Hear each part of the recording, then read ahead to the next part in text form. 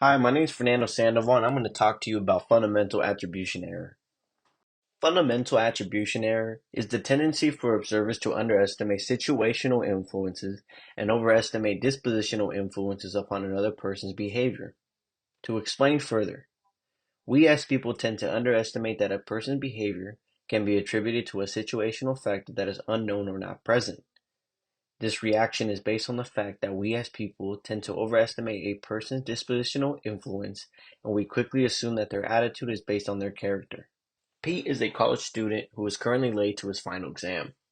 In his syllabus, it states that attendance and as well as the final exam is 80% of his grade.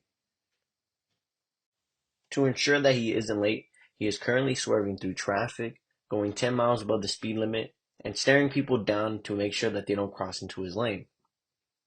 While Pete is driving, he passes by a particular car and the person yells at him, "Slow down!" This person is named Matt. Matt's first assumption about this guy was that he's inconsiderate, reckless, and probably sucks as a human being. There are two people in this situation: Pete, the main character, and Matt, the observer. Pete understands that he's only driving this way because of his current situation, where he is late to class. Matt, however, sees this guy as inconsiderate due to his actions on the road.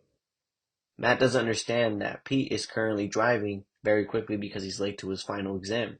Instead, all he sees is someone in a bright yellow car driving in surmountable speed that could potentially put someone else in risk.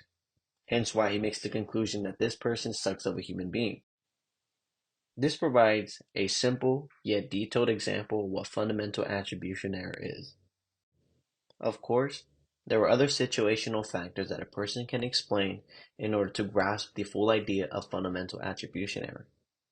To explain a prime example is a research article that displayed how the influence of FAE, which is fundamental attribution error, can influence blame and negligence in car accidents. In this study, it separated two groups into one who committed the car accident and the other who received injuries from the car accident. When providing the hypothetical information to those who committed the car accident, a lot of times they will blame that the result of the situation is based on not because of their behavior, but because of the situational factors that were caused from it. When it came to those who were injured from the car accident, they would mainly blame the situation of the car accident on the person who performed it, more towards than the situational factors that may have occurred. Overall, a situation can have a great influence to someone's behavior and attitude. As individuals, we must attribute a person's attitude based on situational factors that we may not know.